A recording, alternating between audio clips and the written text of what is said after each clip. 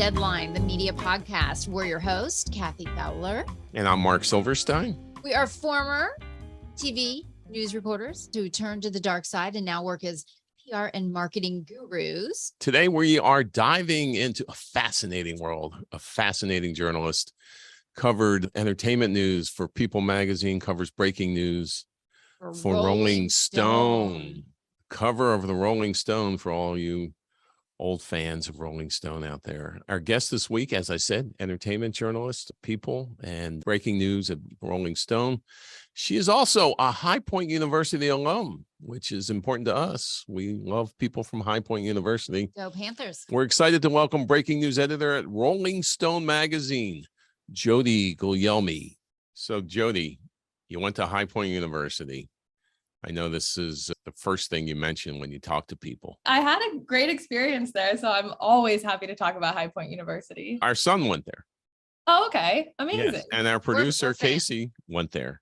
And yes. Our son went there because our producer, Casey, went there. And then we've had a couple people who worked here who also went to High Point. So we're big High Point fans. Go Panthers. So as High Point's most esteemed graduate. There you go. We've labeled you that there. You work at Rolling Stone magazine, which is so cool. I do. And it definitely feels like a cool girl job. Like I feel cool for working there. It's not lost on me at all. Do you drop it into every conversation that you have? As I was saying to my cohorts at Rolling Stone. I don't, but I do. Whenever somebody asks me what I do and I say Rolling Stone, I get a little bit of pleasure out of the reaction because there always is a reaction, but it makes me feel really proud of how far I've come. Yeah, that's crazy. That is like premier. And not just, do you get to talk to a lot of cool people, but they have real breaking investigative news. I just read an article, Rolling Stone, and they broke this. I don't remember what it was, but it was like 2 days ago. That's not the best. I was reading it. No, but I read a lot. But I don't remember it. No, but I read so much news. The fact that I remembered Rolling Stone is the most important part of that story because I read a ton of news. And we break so much news that it can be hard to keep track of it because it's just one story after another. There you go. Thank you. You break so much news. Let's not diminish. It's all you. You're the breaking news editor, right? Yes, that is my title. So I oversee all breaking news for the website. Wow. So tell us, you're a journalism major at High Point or no? And how did you get to Rolling Stones? Tell us the lead. Yeah. So when I was at High Point, now they have a journalism major like on its own. But when I was there, it was under the umbrella of the communications department. So I was a communications major with a focus in journalism. And when I was there, one of the great things about High Point, a lot of the professors have worked in the field that they're teaching. So my professor and my advisor spent half of his career as an actual reporter in the field. So you get a lot of really hands-on experience, real life advice. They know what they're talking about. So when I started, I went in on my first day and I said, I want to be a journalist and I want to join the school paper. And so I worked on the school paper from my freshman year. By the time I was a senior, I was the editor-in-chief of the school paper. And when I graduated, I got my first job at People magazine. And I was there. Whoa. That's a flex. Okay, go on. I was talking to a guy yesterday and he said, my first job was CEO of a hospital. I'm like, that was your first job? And he said, well, not my first. Yeah. But yeah. Yeah. Okay. So People magazine's cooler. Yeah. So I started as an intern there. I took a little bit of a risk. And after I graduated, I took an internship because I was like, People magazine is my dream job. So if I can get a foot in the door, it's worth risking 3 months of not full employment. So every day I was at that internship, I reminded them politely that I was up for hire. I said yes to every assignment possible, buddied up to as many editors as I could. And I think it was like literally 2 weeks before my internship was up. Like I was calling my parents, trying to figure out how much money I had to stay in New York City if I was not hired until I could get another job. And 2 weeks before my internship was up, they offered me a job as a digital writer and on the movies team. So I was writing entertainment stories specifically about movies for people.com. And then over 7 years, I climbed my way up and I left as their digital TV editor, overseeing TV coverage for the website. Wow. That's cool. You know what? And that's what I always tell young people is get those intern jobs at places that you couldn't get your foot in the door. Be so darn good as an intern that they can't let you go. Yes They're to like, everything. Yes. Yes. so you did exactly what I tell young people. Oh my gosh, just make yourself so invaluable that they have to hire you.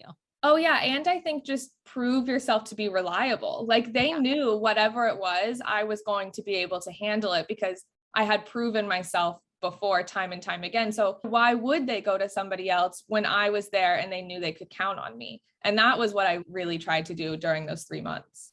So before you started working at the school paper, that's not something that just comes out because you're at college. It sounds like you've had a lifelong love affair with journalism. Am I making that up? And writing too. Are you? Yeah, no.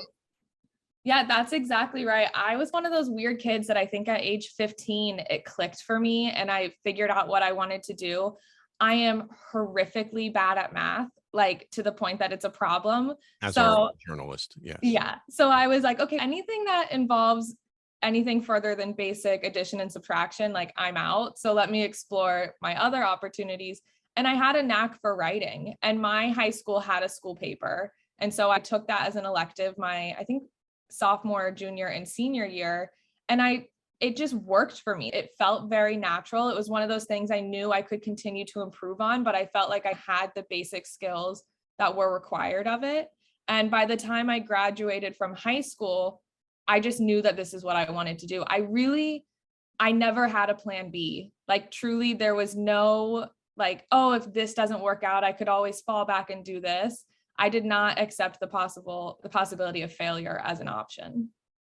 But how did you get your foot? They were just People magazine was just offering internships. That's hard, still hard to get. How did you get your foot in the door on the internship? So I had worked at the school paper at High Point, and then going into my junior year, I got an internship at this small comedy website, which unfortunately no longer exists, but such is life in media. And so I got some experience there. And while I was working there, I met somebody who knew somebody at 17 magazine. So I got connected to them and I interned at 17 magazine the next summer. So by the time I applied at People, I had also learned how to find who was most likely to be the intern coordinator for publications. And so I sent in my application just on the website to be an intern for People, but then I side emailed the person who was the intern coordinator my resume as well. And then I didn't hear back from them for 4 months. So I thought there was no way I was getting this internship at People. And then one day I got an email and they asked for an interview and then I got the internship. But I had the school paper and 2 other internships under my belt before I went to People. So those are all good traits of a journalist. First of all, you did your research, right? You're persistent and you never give up. And you're a good storyteller and you're terrible at math. Those are basically the 4 main qualities. And she side-doored them. She didn't just submit from the portal. She went she found somebody and you go around like to a journalist, a good journalist, a door is just, or, just suggestion. Or a do not enter is just a suggestion. A VIP pass, just a suggestion. If the door is locked. Yeah, if the door is locked, go through the window. And that's kind of what I did. I used to tell people if I had a clipboard, I could get it anywhere I needed to. Yes. Reading upside down, though, is also important when you're visiting politicians and looking on their desk. Are you in New York? I am in New York, yes. You think being in New York made a difference? I do think so. This is where so for magazines specifically, which is where I've worked, a lot of the headquarters are in New York. It's either New York or LA. I very quickly learned I'm not an LA girl. Some people love it. It's not for me. New York is my home. So I definitely think it helps because this is where most, if not all, of the action is for this. Even in this remote culture, remote work from home or from somebody's home. From some stream. Yeah, I know. Yeah, definitely during the pandemic, it was very easy to work from home. It's easy to continue working from home. I think the benefit of being in New York, though, is when there are events and movie premieres and things to go to, because that's when you do make the most connections. But in terms of the day-to-day job, I could do that from anywhere.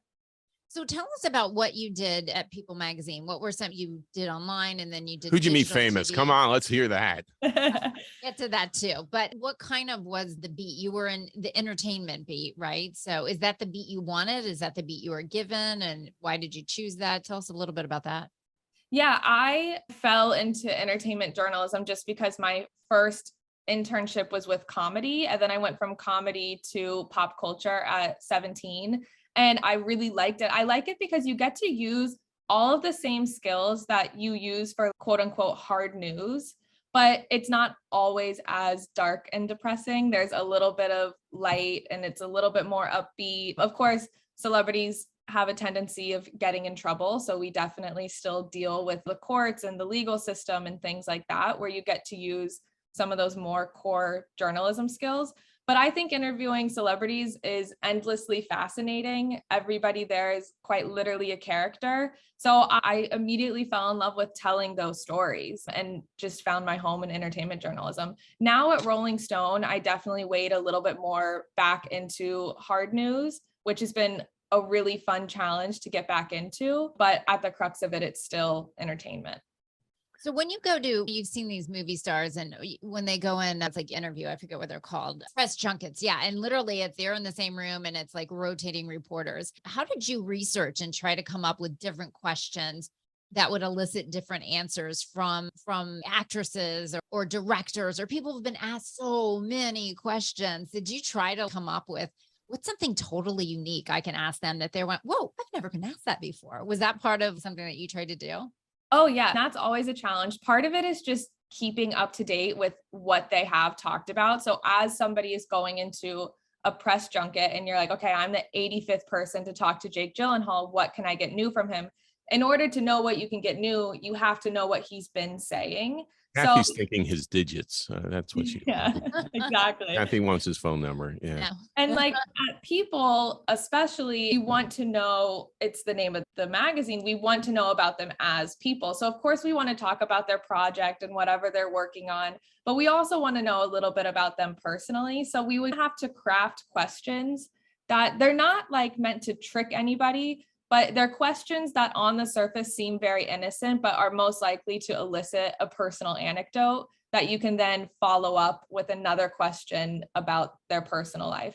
And again, not necessarily anything scandalous, but just something more than tell me about the movie you're working on. You might find out about their favorite toy as a kid that, is interesting when they were on Toy Story as a whatever. But yeah. Do you have any examples of like, when you're like, aha, I really got like, what a great question, or what a great like series of questions that got an interesting answer? Or do you have any good stories that you're particularly proud of?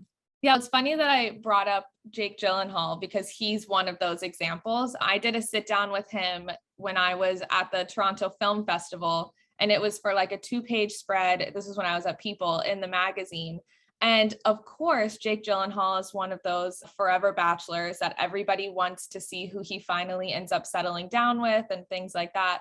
So I went in there saying, I want to see if I can get him to say that he wants to be a father one day. And so I think I asked him a question, something along the lines of, if you could paint a picture of what you want your life to look like in 10 years, what does that picture look like? And he said something along the lines of like, he hopes to have a partner by then and things like that. And I said, oh, so he said he wants to have a partner. So I said, oh, do you see a family with that? And he said, of course, I definitely see myself having a family. So then I just point blank asked, do you want to be a father? And he said, oh, yes. So then we talked about his nieces and spending time with them and how that was good practice. And it all snowballed naturally from that one question that on the surface, asking somebody where they see their lives in 10 years, everybody gets asked that question at some point in your life. But I was able to spin that into the direction I was wanting the story to go. Did it get picked up other places? I'm sure you've had that experience where you ask a question, it turns into a good story, and then everybody, the Daily Mail and every place else. Is that part of the goal? Yeah, you definitely want to get news that they don't talk about a lot. And the more kind of rare the quote is or different the quote is, the more likely it is to be picked up. And that story was picked up like everywhere at the time. That's cool. Yeah. Did you walk around the office and hey, look at That was one. Also, I think that was one of my first multiple page spreads in the magazine. So I was so proud of it on so many different levels, because to me, that was one of those where the stakes were high. The length of the story depended on what I got in my interview. So if I didn't get a good interview, it could have been just a blurb in the magazine. But because the interview brought a lot of information out, we were able to make it into a 2-page spread. Now we're going to get to Rolling Stone in a moment because that's your current employer and we want to give them props. But who was the first celebrity? Were you nervous when you interviewed a celebrity or the first celebrity, or what was going through your head, or and what was all that like? I'm going to interview Beyonce today. It's definitely like you have your pinch me moments. Luckily, and I'm not just saying this, I very early on figured out that, hey, we're just two people both doing our jobs. And that kind of takes some of the stardom away from it.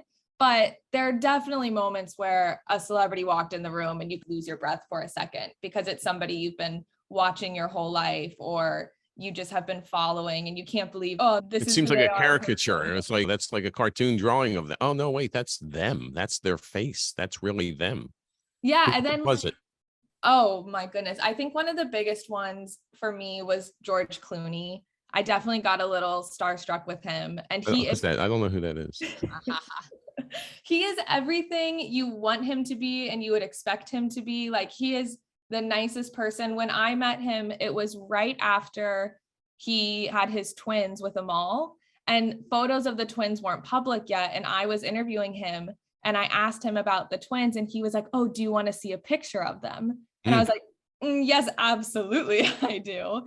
But he was just like, he came across as like a very normal guy wanting to show off his newborn babies to everybody. It was really great, but that's not always necessarily the case. Like, sometimes you can tell people are just there to get the work done, and that's also totally fine. But the celebrities who are the most personable, it stops feeling like an interview and starts feeling more like just a normal conversation. And that's always the sweet spot. Do you know he uses a Flowbee? He does? Yes. I saw that on a TV show.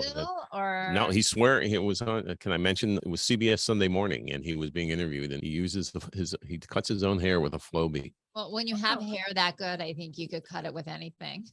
And also, I'm not sure who this guy is, but did he give you any Amigos tequila? Actually, yes, I have received some Casamigos before, and it is very good tequila. Oh, it's my favorite. Yeah.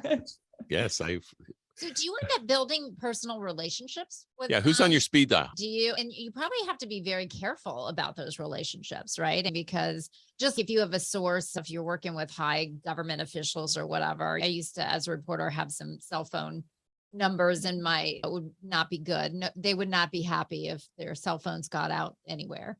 But you must have some good contacts in your Rolodex, as we would say back in the day. Yeah, you definitely build relationships. I think the key is to be really upfront of like when you're talking to them just as a friend and when you're talking to them for any kind of work purpose. So you need to be constantly transparent with them. So sometimes if I am texting somebody who's a source who's in the industry, I'll say, hey, this is for work now. And you just have to make it clear, because you never want them to feel like you're being sneaky or you're trying to trick them into something, because then you'll lose that relationship. And especially if it is somebody who you've built more of a personal rapport with, and you do talk about things that aren't work, you just want to really be clear to draw that line. I do find it is hard, isn't it, when you get personal relationships. And if you're a good reporter, you have good contacts, whether it's in the entertainment industry, whether it's in industry, whether it's with government officials, healthcare officials, whatever. It's hard because one of the jobs, or one of the things that makes you so good, is that you have a personal connection, and that gets you better access and better information. But at that same time, you can't like not report things because of the personal relationship. So it can get a bit tricky, right? Yeah, it definitely can. I think there's only one case, I can't say who it is, but that I am friends with a celebrity and I've had to recuse myself from reporting on certain things because the relationship is too close. And I knew them I've known them for years and years. So the history with them predates me in the industry. And so there have been certain times that I've said, I can't report on this, I can't write on this, but then I've still been the liaison between People Magazine or Rolling Stone and this person. So if they do want to say something, they'll say it to me in like an official, this is my statement kind of way, and then I'll pass it on. But I will not be the person to write the stories on it. Yeah. So that's the best way you find to handle it. And the way other journalists should handle it is I'm just too close to it. There's no way I can really write about this. Really. And I think you have to, especially like with your editor, you have to be upfront about the relationship that you have and let them know the situation. And then together you guys can make the call and figure out the best way to move forward. But you can't hide, like you can't pretend like you don't have that relationship with the person, because then that's not honest. And also you are probably a little bit biased. What about publicists? Are there all sorts of agreements or things that when they set parameters, or do you just tell them to go, thanks, but no thanks? We're Rolling Stone. We were People Magazine. You want to talk to us? There are no rules, or how does that work? Yeah, that definitely happens. There have been times that someone will say, oh, these questions are off limits. And we say, okay, in that case, we're going to politely pass on the opportunity to interview them because we want to ask those questions and we don't want to be told what we can and cannot ask. I know like we don't submit questions ahead of time. Some outlets do. I've never worked for an outlet that does that, because then that gives them too much time to prepare. And we want more of an honest conversation with them and a more candid conversation. So it is a lot of working with publicists to find that happy medium. But luckily, having worked for 2 legacy brands, a lot of publicists know what the deal is with People and with Rolling Stone. So it's not too difficult, but you do come across that. Yeah. And most of the time, most people want to be in that publication and they realize, hey, the rules are the rules. And really any journalist, they shouldn't agree to, unless it's something like we're writing about something and they recently had a divorce and you're doing a health story on them. And there could be situations where you're like, yeah, I don't care about that. I'm not going to ask about that. Not because you're telling me not to. It's just, that's not the focus of my story. The focus of my story is X. I don't care about Y. But other than that, reporters shouldn't have rules or questions really about what they can't ask, because authenticity goes out the window. But it was just recently, I don't know if it was recently, but I was watching it online about that. There was a 60 Minutes reporter, Australia, who had posted his interview with Tom Cruise, and he had asked Tom Cruise about his marriage to Nicole, and it got really uncomfortable, and I'm not sure how that fits into the conversation, but there are those moments, I'm guessing. Certainly. I've had situations where reps have said, listen, they're probably not going to want to talk about this. You can try. And then as a reporter, it's our decision if we want to try or not. And I always think the worst that can happen is they say, I don't want to talk about that. And then I think you decide how hard you want to push. I would think it depends on the topic that you're talking about of how hard you want to push. Getting Tom Cruise to talk about his divorce, good luck. That reporter, I feel, knew going into it, he's not going to want to talk about that. So it was a choice for them to keep pushing. And then, you risk it getting uncomfortable, but the reporter just has to weigh the importance of the question and of what they want. And sometimes if what they want, whether you think it's right or wrong, is to get a contentious answer from somebody, then okay. Yeah. I find some of the best techniques too is to sit in the uncomfortable space, because it is uncomfortable, and human nature, no one wants the uncomfortable space. So great reporters will just sit back and sit in that uncomfortable soup that you've made for yourself and just wait for the person to try to get out of it. And sometimes those are your best answers. Silence is your friend. If you ask a question and they give an answer that you're like, okay, if you just sit there and you don't say anything, the chances are they're going to feel awkward and they're going to want to fill that silence, and then they'll expand on their answer a little bit. But yeah, exactly. Don't be afraid. Don't feel like you have to fill every moment with conversation, especially when you're talking about sensitive topics. Let that air breathe a little bit. That's so funny, because we give our clients, as ex-journalists or recovering journalists, as we like to call ourselves, we tell our clients when they're going into an interview, you don't have to fill the dead air. Answer the question, stop talking, let the journalist do the job. So it's funny that we're coming at this from both sides on this. That's because we know the tactics. Exactly. Yeah. Yeah, because then if like I ask a question and I sit quiet, they answer it, then they sit quiet, and we're both sitting quiet. It's like chicken a little bit. Who's going to talk first? As a journalist, we do sometimes only have a specific amount of time. So I'm not going to sit there for 5 minutes of a 20-minute conversation and let it be silence. Eventually, like I will speak. But 5 minutes is an extremely long time. 30 seconds is enough to usually make somebody feel a little. But 30 seconds can feel like 5 minutes. But the good tactic is when it's live on the air, because a journalist can't sit there and Exactly. it's their job to keep it moving. So that's when the interviewee has some leverage. I'm going to ask a question, then I'm not going to talk. And then when she gives her answer, I'm going to just let some silence sit there. She's just sit there and Which be is silent. great on a podcast. It just goes really well. But you talked about sources. Do some celebrities drop a dime, to use an old expression, on other celebrities? Or I know you can't really, but all of a sudden you're looking at your phone and you're like, oh my God, this person's telling me about this other person. Leaked information. Of Yeah. course it happens. Yeah, of course it happens. Yeah, you would be surprised of who the sources are sometimes. It's usually a lot closer than you would think, especially at places like Rolling Stone and People Magazine. Like, we take sourcing very seriously. Not just anybody can be a source. Like, you can't have somebody off the side of the road say, hey, one time I met this person, here's a lot of information about them. There has to be a closer connection that we can vet. So the sourcing that means that whenever sourcing gets put out, it's trusted material.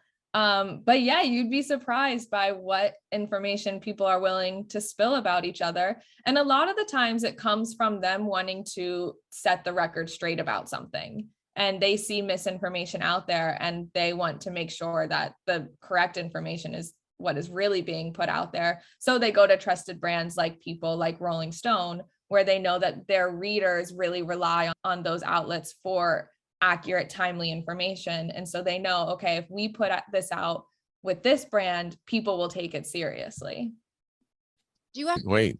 I want to see if she tells us who does that. I cannot do that. I apologize. Okay, go ahead. She knows the trick, hun. She'll just whistle back at you. Yeah. Or just sit there and look at me and just do, what right. is he doing? Should we get to Rolling Stone? Well, I want to whether it's People Magazine or Rolling Stones in general, do you feel like journalism is such a hairy, weird situation where you have like right, left, middle, and then the fake news and all the insanity of journalism? Do you feel, since you're in this very niche area, do you feel like it's impacted your journalism? Or are you guys out of that fray a little bit? Are you still in the deep, like, are you called the fake media? I know that there's paparazzi, whatever, which hopefully you're not called that, but are you in a different space where it doesn't affect you as much, or does it still impact you? It's not that it doesn't affect us. I think that, like I said, because the brands I have worked for have such a reputation, we don't fall victim to that as much, because again, like, the name is held with such high regard that we don't get fed a lot of fake stuff. And then again, we have systems in place to vet the information. But Rolling Stone especially is known for its political coverage. So like, Rolling Stone is in the thick of it, and we do incredible reporting, especially around politics. Luckily, I do not touch that stuff. We have a very smart, clever politics team who do just like work that I could never even imagine doing. But I don't hear the arrows. The New York Times obviously has that kind of name recognition and that kind of, but they are like demonized by people. I don't hear people demonizing, and maybe I'm just not paying attention, demonizing the Rolling Stone reporters and the Rolling Stones, the brand Rolling Stones. And maybe it is It's happening. singular. Rolling Stones is the band. Rolling Stone. Rolling Stone. Sorry. Rolling Stone. I'm not hearing that. Is that happening? And I'm just not paying attention to it. It certainly can. Rolling Stone has made their stance on which side they lean on pretty clear. So the other side is not always necessarily our biggest fan, but sorry to them. And so it does happen, but we just let it bounce off of us because we realize the work we're doing is bigger than what they may be saying. Got it. So you're working at this hallowed ground, this hallowed bastion of journalism, of rock journalism, of all journalism, where Ben Fong Tourist and PJ O'Rourke, Hunter Thompson, let's not discount Dr. Hook, cover of the Rolling Stone.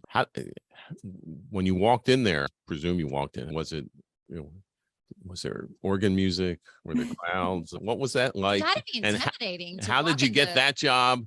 And what was that like Yeah. to follow in those kind of footsteps? Oh, working at Rolling Stone, I have said, is like a dream I didn't know I had until I got the job. It was never even, oh, maybe one day. Like I just had ruled it out as not a possibility because Rolling Stone, people stick around for a really long time. It's a really great place to work. The culture is amazing. So you don't have a lot of turnover at Rolling Stone. A lot of people on my team have been there for 10 plus years. So when a job opens up, it's, first of all, it doesn't happen often. And then you can only imagine the number of people trying to go for it. So I had just never taken it into consideration that this is where I could be one day. So it was very intimidating. And I had convinced myself like 3 separate times during the job interview that I was not getting the job simply because I was like, there's just no way. They come to you, you will go to them, or how Yeah, that? how did you find out about it?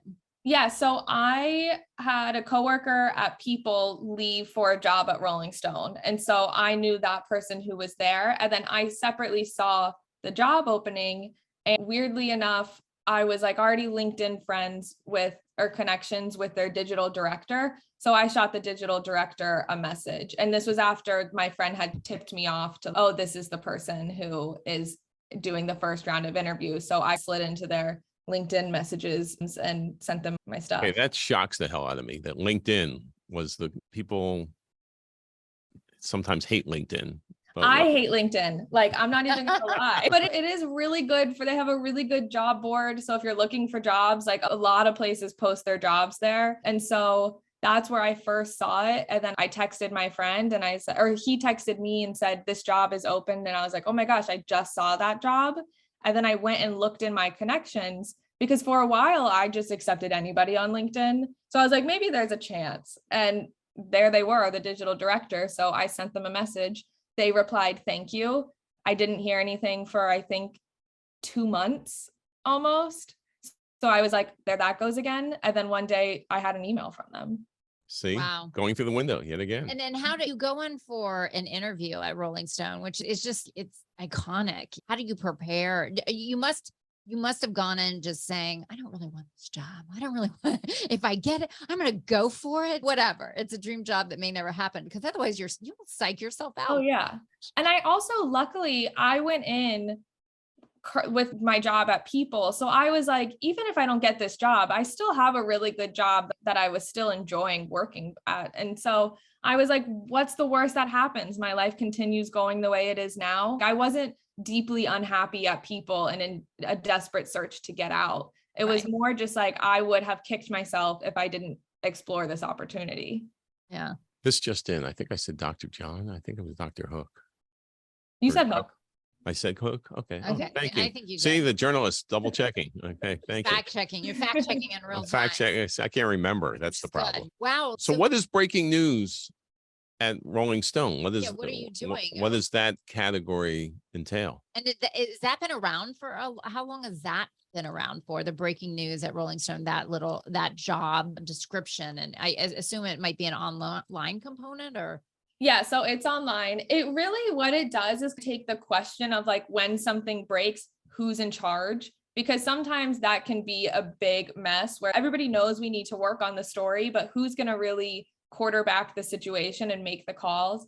And having this job now, when something happens, even if it falls into a different category, like if it's a crime story or it's an entertainment story or a music story, I still jump in and lead the charge. And then on a day-to-day, because luckily there's not breaking news every single day, although sometimes it feels like it, on day-to-day, I handle just standard news for rollingstone.com. So whether that's aggregated news from other places or our own reporting that we're bringing in, I handle that stuff. And then we have an incredible entertainment team, an incredible culture team, and a politics team, and a music team. And I am at the center of all of them. Just working with all of them. You're the hub of the wheel. Yes, yeah, a little bit. That's cool. It is. So cool. do you say, do you post an article and say, okay, politics, you guys need to pick this up and run with this now? Or is that how it works? No. So again, luckily our politics team operates pretty much on their own. We will work together sometimes. If they're down an editor, they might say, hey, Jodi, can you edit this story? And I'm like, sure. But I'm not dictating politics coverage. But with things like crime and entertainment, I do dictate a lot of that coverage. If it's an ongoing story, like, for example, what seemed to be and is still not over, Johnny Depp Amber Heard dispute. What happened there? I wasn't paying attention. Oh my gosh. If you really don't know, I'm not even going to tell you, because you should feel blessed and thankful. No, I've started to use her name as a euphemism for when you shit the bed.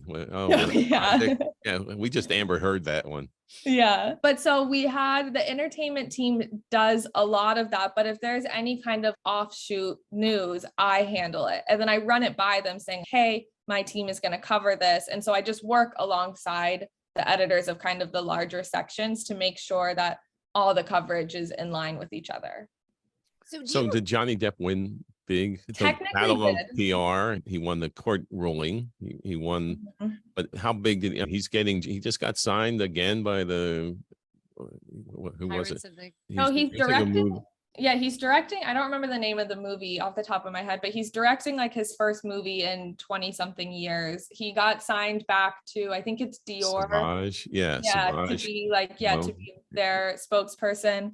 His career is definitely making a comeback after that. So I guess technically you could say he won, but at the same time, in my opinion, they both lost because their messy personal lives got dragged out for the whole world to see. So yeah, when I was watching the coverage, I was just like, yeah, I know in the end, like maybe he came up ahead in the situation a little bit, but it just was ugly. It was just like ugly stuff. Like I would want none of that in my life, my personal life out. So I was sitting there thinking, gosh, I know he started this court case to set the record straight, but then so much stuff came out that I still wouldn't want people to know. You know what I mean? Like he was trying to set the record straight, but other stuff came out that was. But were you so shocked? What did you expect? Yeah, I don't know. I didn't know that much about Johnny Depp.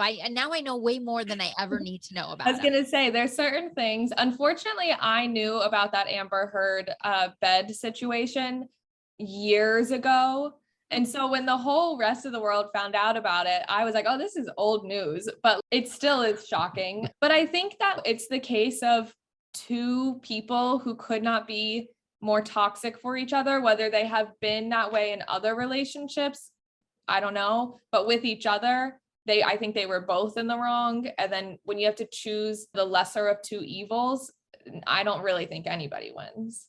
Yeah. Or the evil of two lessers. I think yeah.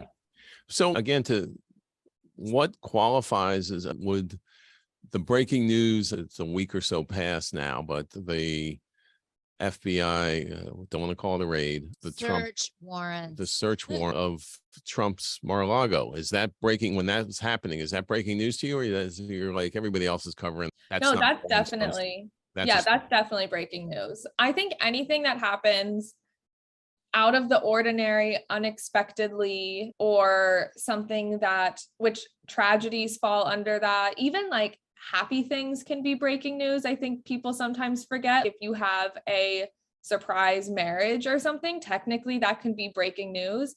And then our job is to figure out, once we cover the initial, this is what happened, how do we move that story forward and keep providing readers with information on it? Do you try hard to stick to your brand? You're like, you said, happy breaking news, like Ben Affleck and J-Lo got married. It was a surprise, a surprise to us, not to them, obviously. But would you be like, oh, okay, we're going to do so much, but that's more of a People magazine, or that's more like Entertainment Tonight, or let those guys cover that. We're only going to go like this far. How do you make those types of decisions? That definitely does happen and has been the biggest learning curve for me since joining Rolling Stone. What People magazine covers and what Rolling Stone covers are very different at times. And yeah, if you looked at rollingstone.com on that day, I think we did 2 stories, and People magazine probably, I don't know for sure, did a whole thing in the actual print magazine about it.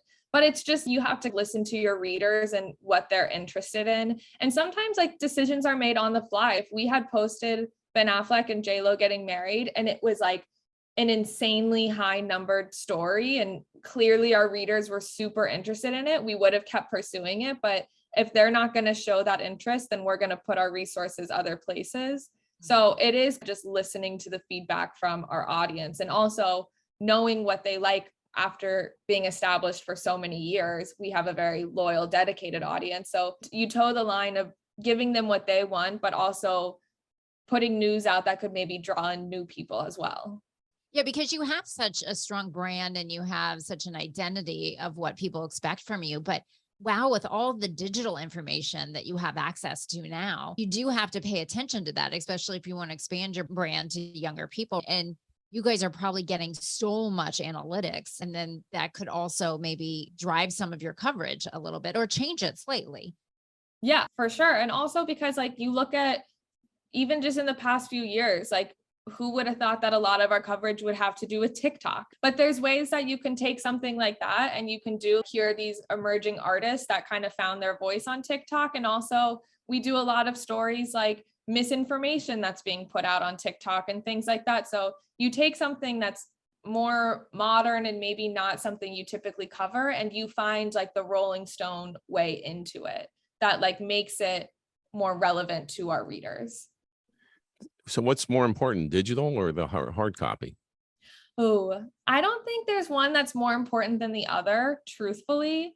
I think that the audiences for both are different at times. So you're serving different groups. And then there's, of course, a few that overlap. But I think especially with Rolling Stone being a monthly magazine, we use the magazine to really go more in depth with our subjects and have more long form features that just don't translate as well online because people mostly read digital on their phones very quick. They have short attention spans. So you're not going to put a ton of 1,500 word stories on Rolling Stone all the time. They are there and they do really well, but they're mixed in with kind of the quicker hits. So I think you need both to have a successful brand. Almost Famous, are you the next Almost Famous? Surprisingly, people do not bring that up as much as I would have thought. Really? Since I joined Rolling Stone. No, only like a couple people have. I don't mind. Is there a book? What's next? Yeah, you're young, you're People, Rolling Stone. What is up here? I used to say this when I was at People. I feel like I won the job lottery in a lot of ways. I think that I worked really hard to get my ticket. And I have worked really hard to stay and to continue to grow, but it's not lost on me that like I got pretty lucky. So when I was at People, I used to say I have no idea what my next job is because I got my dream job as my first job. Now I got another dream job as my second job. So it's a bad answer, but I truly have no idea because I would have never saw myself here. And I feel really lucky and blessed to be here. And I'm going to continue working hard so that if another dream I don't even know I have pops up, I can pursue that. But for now, oh my gosh, if you had told me when I was 15. So the Trenton Times shouldn't contact you? No, but it depends. How much are they paying? Yeah.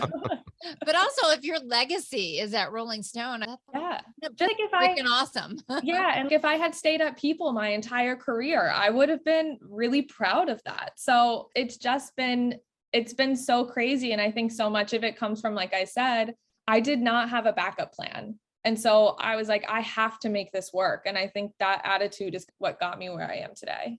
When you look at journalism as a whole, and just so two questions I'm going to have, just journalism, how would you rate journalism as a whole, and not just Rolling Stone and People magazine, but if you're looking at the profession that you've chosen? And obviously there's pros, there's cons. That's a line from The Godfather. This is the job we have chosen. This is the business we have chosen. This is the business. So how would you, because obviously there's a lot of criticism, a lot of arrows being targeted at journalists, journalism as a profession, so on and so forth. How would you rate the industry, and what as an industry, what do you think that as an industry we could do better? Or is it just educating people to what journalism in the industry really is? Yeah, I think that's a big part of it. I talk to a lot of students at High Point who are journalism majors, and I'm very honest with them. I tell them, you have to love this. If you are just in it because you think it'll be easy, you are so incredibly wrong. It is a grind almost every single day. I don't really have days where I just sit back and I go, oh, I didn't do much today. That was pretty easy. Like it's pretty constant, and it's a lot of self-motivation, and there's a lot of people who, as much as journalism might not be on the top of a lot of people's lists, once you're in it, there's a lot of people and not a ton of jobs, and everybody wants your job. And so you have to be willing to outwork the person next to you. I think what could change is some of that competitive, you're replaceable attitude that I think some newsrooms have. I think it doesn't, I think it sometimes works in the opposite way that maybe they're thinking it will, like by saying, oh, you could be easily replaced, it will get you to work harder. But instead, I think it paralyzes a lot of people because they're constantly afraid of being fired. And I think if you're always working under fear, you're not going to thrive. So I definitely think that could change. But journalism is, and media in general, is not always the most stable industry to work in. So even if you work in a newsroom that is extremely encouraging and the culture is great, there is always that risk of when are the tides going to turn and I'm going to lose my job. But that's why I think you really have to love it, because it's not a job you go into and you think you're just going to sit back for the next 50 years and then collect retirement and move on. It's not like that at all. Yeah. And are you ever really off? Do you feel like you're a kind of a doctor or you're on call at all? It's not like you're attending to emergencies in the ER, but you're constantly, right, being flooded with someone's always trying to contact you. You got to contact someone. Are you ever off? If I am, I have to make it extremely known to people that like I am unreachable for however long I am gone. But I don't think there's been a vacation I've taken recently where I haven't at least been in my emails and stuff. No, you're never really off, and things can happen at any minute that you could need to turn around and work. And that's just the nature of the game. Have you met Paul McCartney? I have not. Okay. Can you let us know when you do? I will. Also, so this won't run for a bit. What's breaking news today? Give us some scoop. Give us something that nobody knows yet. Oh, I don't think there's anything I know that nobody knows. Right now, we're really in the trenches with, this isn't the most uplifting, but we're really in the trenches with R. Kelly's trial in Chicago and seeing how that's going. That's been a story that's been going on for years and years. And this is the next chapter in it of him having to face what he has done. And hopefully justice will be served there as it has other places. And that's really what we're working on. But you don't and by the time this comes out, who knows, it could still be going on. These trials seem I can pretty much probably believe so no other Amber Heard like stories that you known for a long time? No, but I'll promote myself. By the time this comes out, my first print story in Rolling Stone magazine will be out. My first you buried the lead. I know, but what is it about? Give us a preview. I did a Q&A with Rae Jepsen. You might know her from Call Me Maybe, that song. Yeah. She was a one-hit wonder, but everybody kept wanting me to. I love Call Me Maybe. She actually turned what could have been a one-hit wonder into an incredible following. She has one of those like cult fan bases that will do anything for her, and she has taken that and run with it. And I had a really great conversation with her about like her evolution over the past decade or so and that fan base that she's cultivated. And she's very impressive. So it's a Q&A that's running in this current issue that comes out, that will be out when this is out. Oh, that's great. And I'm glad to hear that. I didn't mean to say she was a one-hit wonder because everybody keeps waiting for the next. That song was memorable. Give us more. I want more from her. I know. And it's hard too, because I think like one-hit wonders are the people who do one song and then totally disappear. But I think even Carly admits there hasn't been another song of hers that has popped in that way. So instead, she's just ridden the wave. But she's put out some bangers since then. You should go look her up and listen to her new stuff. As soon as I learn what a banger is. You can school him in your next story. Yeah. I'm using the term all day today, though. So Jodi, thank you so much. Congratulations on all the success. We can't wait to see what you do next. I don't even know where you're going to go. Forget next. Where you are now. This is so cool. We know somebody in Rolling Stone. How cool is that? Yeah, it was so great to talk to you guys. I'll certainly let you know where I go, but for now, I'm very happy staying put for sure. We'll just watch your story. We'll watch your other bylines. We'll watch for the other bylines. And there'll be many. Should people, if they have a scoop, get in touch with you? Is there something? Yeah, you can find me on Twitter and Instagram. Twitter, if you have a news bit that you want to send to me, it's Jodi, JODIGUG3 is my handle. And then Instagram, which you can also send me stuff there, is my first and last name. Jodi Guglielmi. Did I get it right? Yes. If you type in Jodi, I luckily am one of the first ones to come up. So nobody has to deal with trying to do my last name. Awesome. Thank you so much. Thanks for spending some time with us. Of course. Wow. What a career. George Clooney. George Clooney. She got Jake Gyllenhaal. Did she get tequila from Jake? No, from George. I don't know. Maybe. But Sounds like it could be. a Showed possibility. her his baby pictures. How cool is that? Yeah. But you know what? She just goes to say, she said luck, I was lucky. Hard but work begets good luck. no. Yeah, But hard work. begets good luck, begets opportunity. I mean, she made her way.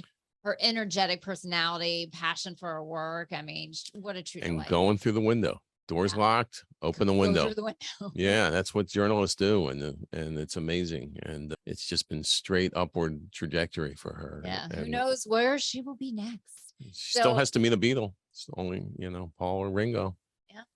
After Deadline, the media podcast is a production of On the Mark Media. If you enjoyed that podcast and want to hear more of our interviews with incredible journalists around the world, around the country, be sure to follow us on social media at On the Mark Media and subscribe to After Deadline, the media podcast, wherever you listen to your favorite podcast. Until next time, we'll catch up with you after Deadline.